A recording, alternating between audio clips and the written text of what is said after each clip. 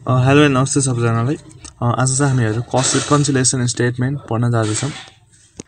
त्यो पढ्नुभन्दा अगाडि हामीहरूलाई चाहिँ यसको के टर्महरू याद गर्नुपर्ने हुन्छ, यो थाहा पाएपछि हामी चाहिँ एकैछिनमा यो गर्न सक्छौँ। त्यो टर्महरू चाहिँ यहाँ छ।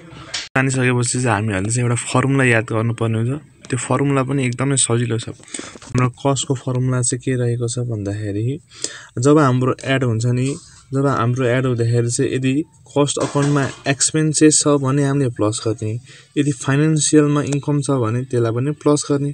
र यसको फर्मुला चाहिँ अब कसरी इजिली बनाउन सक्छ भन्दाखेरि जस्तो अब यहाँ हेर्दाखेरि हामीले कस्ट अकाउन्टको फर्स्ट लेटर के छ, फर्स्ट लेटर हाम्रो सी छ, त्यसलाई सी गर्यो।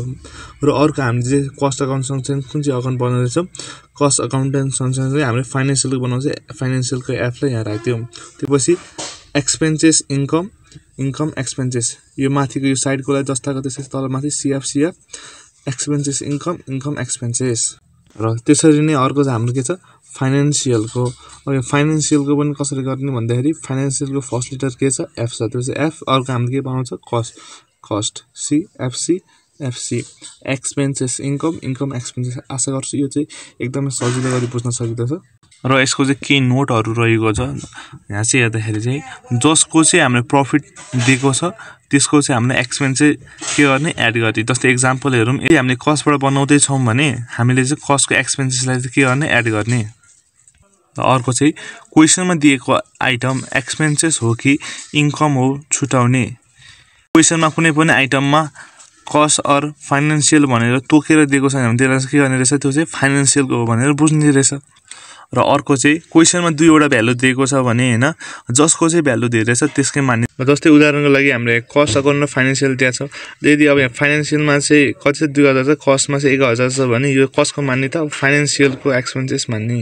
अब इन्कम छ कि एक्सपेन्सेस के छ त्यो मान्नुपर्छ है त, जुनमा दिएको छ त्यसकै मान्ने।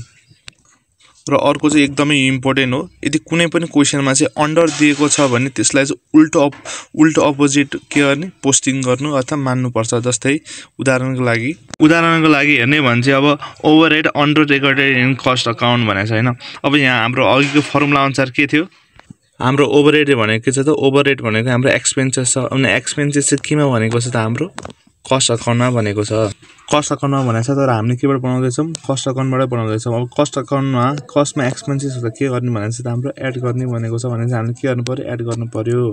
तर अघि हामीले यहाँ अघिको नोट अनुसार के भनेको थियो त, यदि अन्डर दियो भने चाहिँ हाम्रो त्यसलाई के गर्ने, अपोजिटमा के गर्ने, एड गर्ने। जस्तै अघि हाम्रो हेर्दाखेरि हामीले कस्ट अकाउन्टबाट बनाउँदैछौँ र कस्टमा चाहिँ हाम्रो एक्सपेन्सेस भएको छ, ओभरहेड भनेको एक्सपेन्सेस भएको छ भने हामीले एडमा गर्नुपर्ने हो।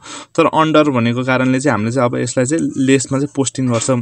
लेसमा चाहिँ अब हामीले 1000 भनेर पोस्टिङ गर्छौँ, बुझ्नुभयो।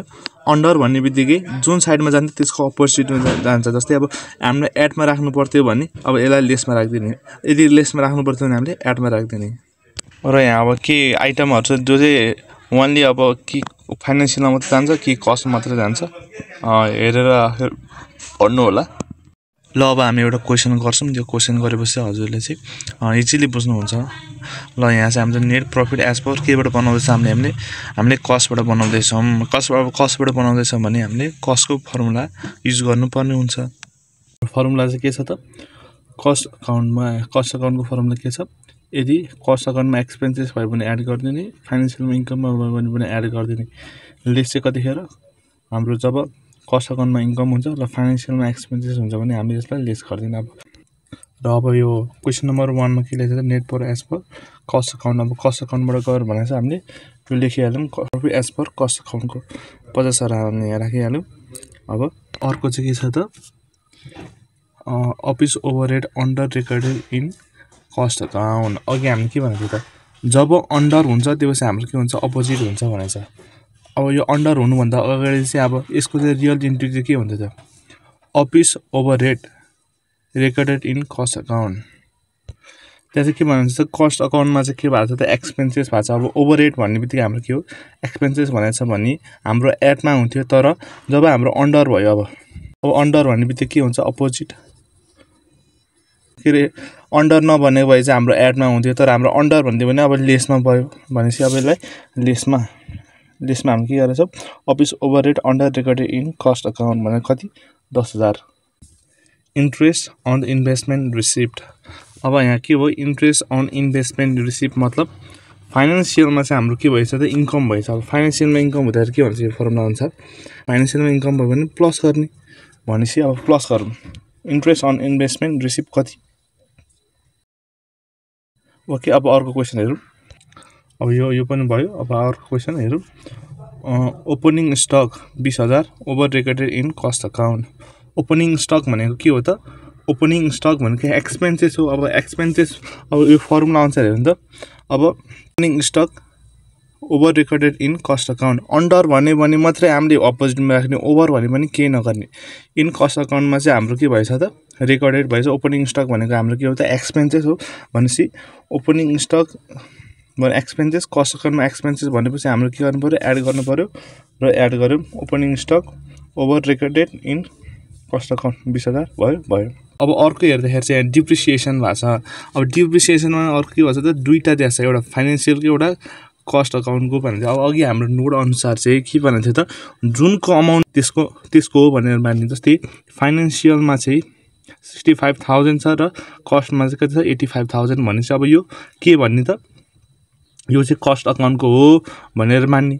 र डिप्रिसिएसन भनेको के हो त डिप्रिसिएसन भनेको हाम्रो एक्सपेन्सेस हो भनेपछि कस्ट अकाउन्टमा चाहिँ के भएछ त एक्सपेन्सेस भएछ। अब फर्मुला अनुसार कस्ट अकाउन्टमा एक्सपेन्सेस त के गर्ने एड गर्ने भनेपछि यसलाई हामीले के गर्ने डिप्रिसिएसन इन कस्ट अकाउन्ट भनेर यति राख्दियौँ। अब अर्को छ हाम्रो क्लोजिङ स्टक। क्लोजिङ स्टक भनेको के हो क्लोजिङ स्टक भनेको इन्कम हो। इन्कम क्लोजिङ स्टक भनेको इन्कम हो। र यहाँ हेर्दाखेरि चाहिँ के छ यहाँ हेर्दा चाहिँ कस्ट अकाउन्टमा चाहिँ 20,000 छ र फाइनेन्सियलमा चाहिँ 25 छ भनेपछि यो कसको हो त फाइनेन्सियलको। यदि फाइनेन्सियलमा इन्कम भयो भने के हुन्छ त अब फर्मुला अनुसार फाइनेन्सियलमा इन्कम भयो भने हाम्रो एड हुन्छ भनेर अब हामीले एड गरिदियौँ।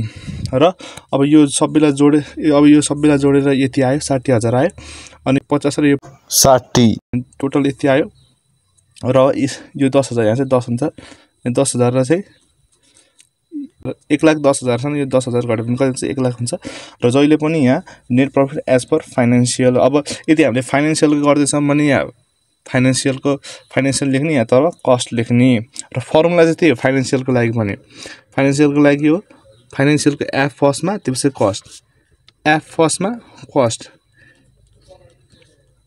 एक्सपेन्सेस इन्कम एक्सपेन्सेस यही होला। आशा गर्छु हजुरहरूले बुझ्नुभयो होला। यो भिडियोद्वारा हजुरहरूले एकदमै हेल्पफुल हुन्छ भन्ने आशा गर्थेँ। आजको लागि यति नै धन्यवाद।